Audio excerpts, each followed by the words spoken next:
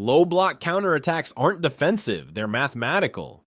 You think a deep block is just fear? It's actually numbers. When a team defends deep with 10 players behind the ball, they're not parking the bus. They're compressing time and space until their opponent runs out of both. Instead of chasing possession, they shrink the pitch like a vacuum-sealed bag, waiting for one moment to strike. In the 2023 to 2024 season, Girona used this with shocking success in La Liga, not because they couldn't attack, but because they weaponized space. They waited, they drew teams in, then they snapped into razor-sharp vertical attacks. Every clearance wasn't random. It was a spring-loaded trap. It's not cowardice, it's compression. The real danger wasn't in possession. It was when Girona didn't have the ball, and when they got it back, it was already behind you.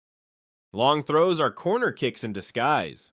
A 30-meter throw-in is just a low-flying missile, but unlike a corner, it's unpredictable. It skips the choreography, and that makes it dangerous. While corner kicks average under 3% conversion, long throws into the box bypass setups catch defenses in chaos and lead to ugly, effective goals. You don't need set-piece routines when gravity does the work. Stoke City, under Tony Pulis, built their entire identity around Rory Delap's howitzers. Teams knew it was coming. They still couldn't stop it. It was medieval warfare in a modern league. It's not set-piece magic, it's weaponized chaos. A throw-in that arcs into the 6-yard box turns Sunday League physics into Premier League panic. Delap didn't just throw, he launched dread. Inverted fullbacks break football geometry. It sounds trendy, but it's tactical vandalism. This isn't just moving a defender, it's redrawing the entire map. When fullbacks invert into midfield, they collapse the usual shape of football. A 4-3-3 becomes a 2-3-5, or even a 3-2-2-3. Suddenly wingers stay wide, the middle floods with overloads, and opponents lose reference points. You try to press a shape, but the shape no longer exists. Pep Guardiola turned João Cancelo into a central midfielder without changing his shirt number. Arsenal, under Arteta, copied it with Zinchenko. Even Brighton, under De Zerbi, play fullbacks like inside forwards. It's not fashion, it's disorientation. The opponent loses shape because your fullback just became your regista. Football's blueprint? Erased and rewritten mid-match. Backward pressing is the new forward thinking. We obsess over pressing up, but pressing back is just as dangerous. Modern systems use players, especially wingers, to double back once the opponent breaks the first line. It's a trap. You beat the midfield. You think you're free, then boom, you get crunched by the exact guy you thought you beat. Liverpool did this under Klopp with Salah and Mané.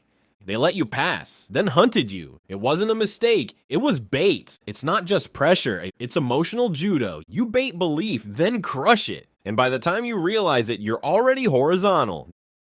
Diagonal goal kicks are basically free attacks. Everyone expects verticality, so go sideways, fast. Modern keepers like Ederson or Neuer use flat diagonal goal kicks to skip 4 to 5 lines in one go. It's not long ball football, it's long pass football. In 2018, Ederson hit a diagonal 70-yard pass straight to Sané's foot. City turned a dead ball restart into a 3-pass goal. The opponent blinked, and it was 1-0. It's not a clearance, it's a cheat code. A disguised restart that becomes a pre-assist. And it only works because no one sees it coming until it's too late. Switching the play isn't patience, it's violence. You think it's slow, it's not. Switching sides isn't about restarting the attack. It's about forcing every defender to sprint 40 meters again, and again, and again, until someone collapses. Real Madrid used this in their Champions League runs. Modric would ping a ball across to Valverde, who had been standing alone for 10 seconds, recharging like a trap card. It's not calm, it's cardio warfare. A switch breaks not the line, but the lung. Strikers who don't score still win games. 0 goals, but total disruption. The false 9 isn't dead, it evolved. Some forwards play purely to drag center backs out of position. Their job? Create chaos zones for midfielders to run into. Olivier Giroud in 2018, Karim Benzema in 2022. Neither was obsessed with scoring, but France and Madrid won because of their movement. It's not failure, it's misdirection. When defenders chase shadows, goals follow ghosts. You don't need goals to be valuable, just gravity. Short corners are long cons. They look like wasted time until they're not. A short corner resets the situation. It draws a defender out, forces a new angle, and creates a second phase. In that moment of hesitation, the marking breaks, the shape distorts, and the chaos begins. Manchester City abuse this constantly. De Bruyne and Bernardo Silva love short combinations just to wait for chaos. They don't beat you from the corner. They beat you from the aftershock. It's not gimmicky, it's geometry. The goal doesn't come from the corner, it comes from the reaction to the corner. Vertical compactness chokes creativity. Not just side to side, up and down. When teams keep their lines tight vertically, defenders close to midfielders, midfielders close to forward, they deny space between the lines. That's where most playmakers breathe. Remove that and you remove oxygen. Atletico Madrid mastered this under Simeone. No gaps, no breathing room. Even Messi looked human. It's not parking the bus, it's parking time. You don't let the playmaker think, because the air is already gone. Dribblers aren't just entertainers, they're exit strategies. Ball carriers turn pressure into progress. When teams are pinned deep, one dribbler can flip the script. Instead of needing 3 passes to break the press, you let one guy run through it. Adama Traore, Vinicius Jr., or Rafael Leao. These players aren't just flashy, they're functional. They're walking emergency exits. It's not flair, it's survival. You don't dribble for style, you dribble to breathe. Set-piece screens are basketball moves in boots. Blocking isn't just for the NBA. Some teams use subtle screens, players pretending to run routes to obstruct defenders marking key aerial threats. It's illegal, but only if the referee sees it. Denmark used this brilliantly at Euro 2020. One man would accidentally block a path. The real target would slip free. And boom, goal. It's not random, it's rehearsed. It's not dirty, it's designed. You don't need height when you have hesitation. Lopsided formations create real-time overloads.